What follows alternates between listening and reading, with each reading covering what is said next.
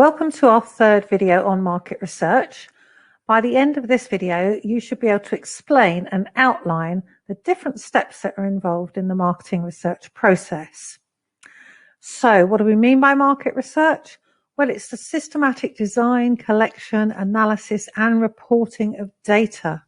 And businesses will go about doing their market research in different ways, and maybe using a combination of ways. So they might use their own research department if they have one, if they're a big business.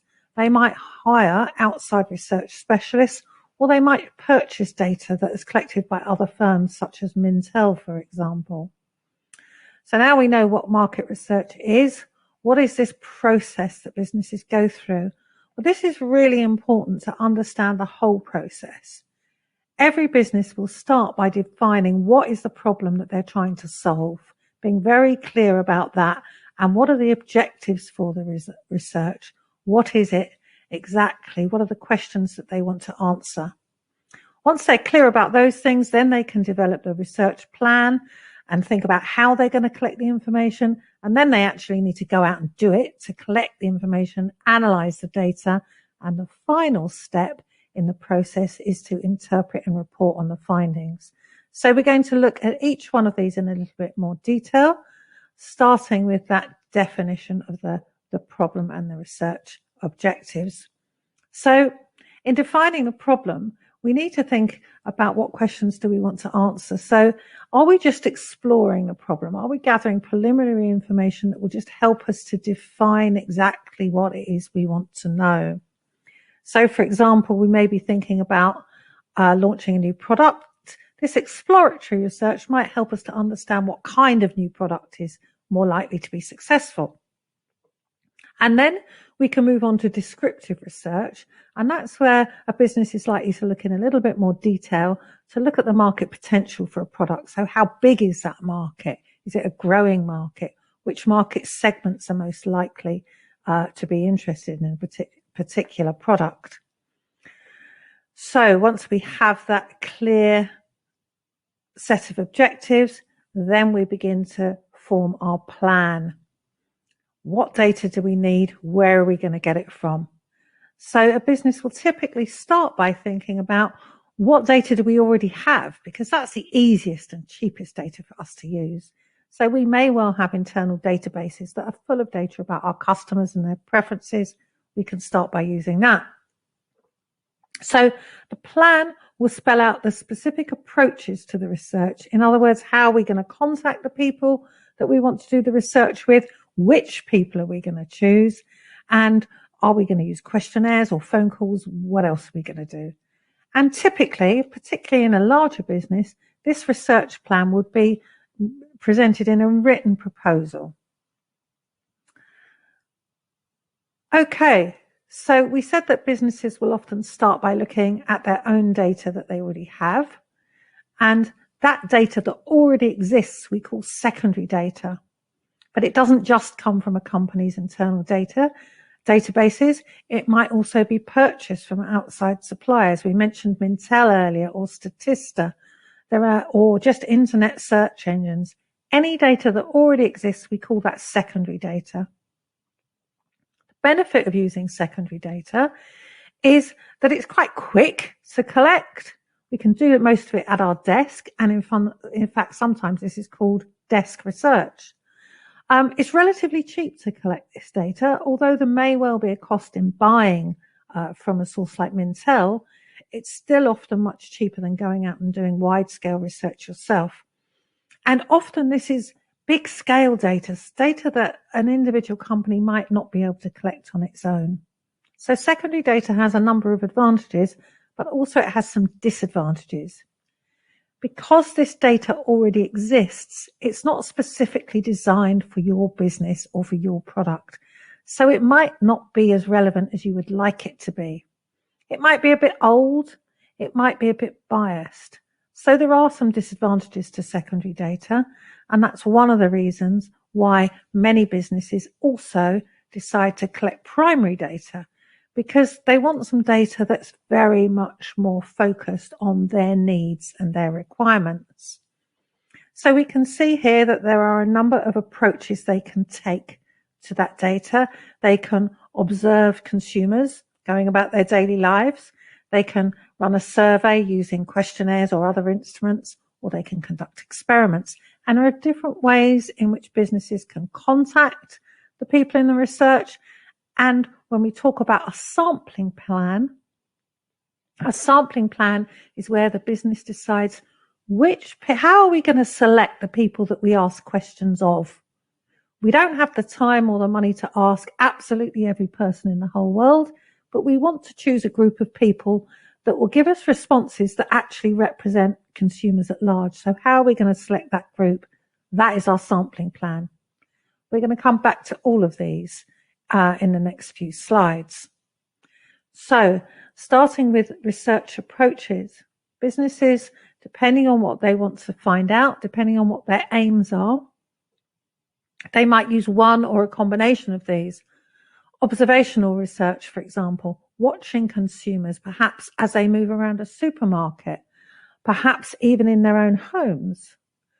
Or surveys, that's a very typical and much used method of gathering market research because it's relatively easy and relatively cheap.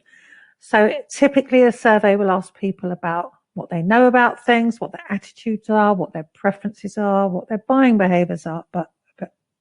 And then there's experimental research where selected groups of people are gathered together. They might be given different treatments, or they might be given different foods to taste, for example. And then the group's responses will be looked at, and differences in those responses from different people will be investigated as well. So this is one example of observational research. This is a company called Landor. And one of the things they do is they actually visit families in their own homes and they look into people's fridges. And looking at someone's fridge can tell you a lot about people's shopping behaviors, their food preferences, their opinions, the frequency with which they go shopping. So observing people is a really good way to find out, because you're seeing what actually happens. You're not just asking for opinion. Okay, if you're going to ask for people's opinion though, and if you're going to conduct some kind of survey, there are choices about how you go about that. Do you use mail or email? Do you use telephone? Do you use personal interviewing? Well, clearly email is much quicker and cheaper than phoning lots of people, and phoning people is cheaper again than interviewing. However, we get different responses from these things.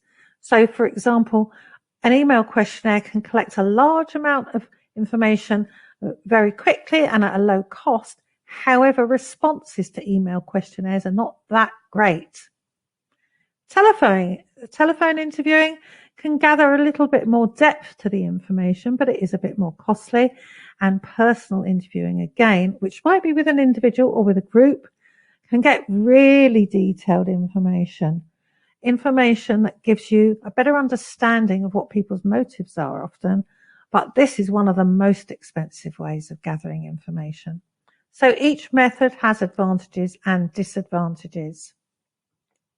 And some of those are outlined here. So when we look at things like how flexible each method is, how much data we can collect, how much we can control the sample, what sort of response rate we get, and of course the cost, we can see here on this table some of the strengths and weaknesses of the different methods. So for example, email, you can collect a lot of data, and the cost is good, it's quite low, but the response rate tends to be very poor.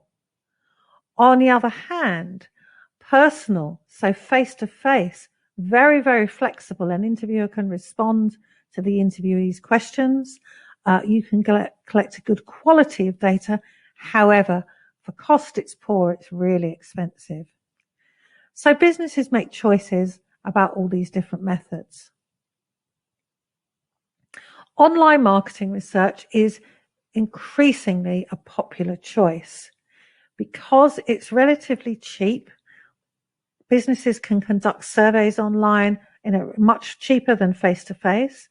businesses can conduct online focus groups where perhaps they send a group of people a product, they get those people to try the product, and then they get that group of people together online to discuss and talk about their opinions and their experience of using the product. This can give really in-depth information at a relatively low cost compared to face-to-face. And of course, the most ubiquitous, most common type of online market research is tracking, isn't it? Tracking consumers' online behavior. And we all experience that as consumers, how businesses track our behavior.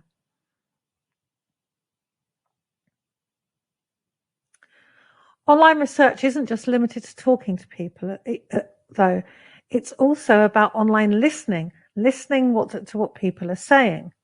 It's about tracking, as we just said, people's behavior online. What kind of advertisements catch people's attention? What kind of products tend to appeal to different kinds of consumers? And there is this idea of social targeting where businesses will mine, if you like, all the data that is kept about us online and understand quite a lot about our behavior from all the different things, the way we move about in the real world, the way we interact with social media, the way we interact with different businesses and so on.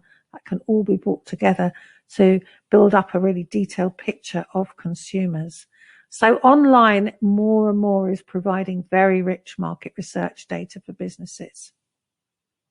However, sometimes there is no substitute for talking to individuals, whether that's via a questionnaire or face-to-face in an interview.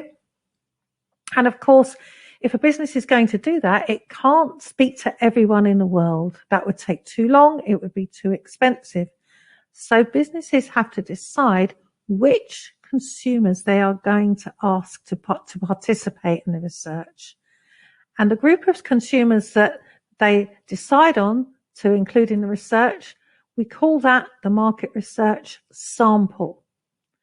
So that sample is a segment of the population which has been selected by the business that best represents the population as a whole.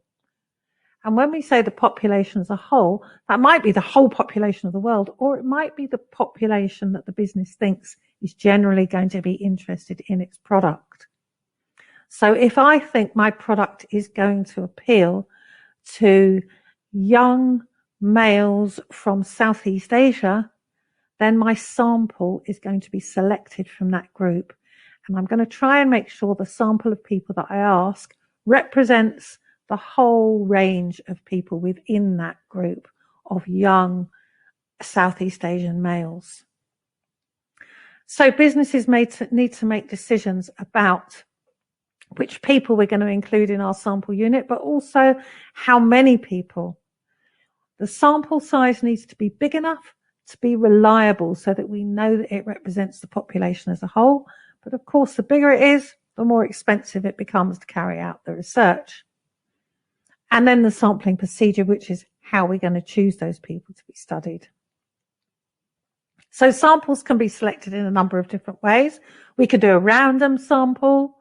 We can do a stratified random sample. These are all based on just probability of drawing someone out of a hat almost. Or we can use non-probability methods, such as having a quota of a certain number of people in each age group, a certain number of people from each gender, a certain number of people from each country, for example. There are lots more details in your textbooks about all these sampling methods, so please go away and read up all about those. So we've chosen the sampling method. Now we need to choose our research instrument. Are we going to do questionnaires? Are we going to use, increasingly businesses will use mechanical instruments like people meters. What is that? Well, it counts people into a shop or another venue and counts them out. Might be checkout scanners. All kinds of technology is now employed to gather information about consumers and their shopping and buying habits. One example of this is in supermarkets now. Some supermarkets have smart shelves. So these smart shelves are looking at the traffic in the supermarket. They're looking at the consumers that walk past the shelves. They're looking at consumers and how they might stop and look at different shelves and how their eye gaze goes up or down to the bottom or the top of the shelves. So this kind of technology is really useful for many businesses in understanding consumer behavior.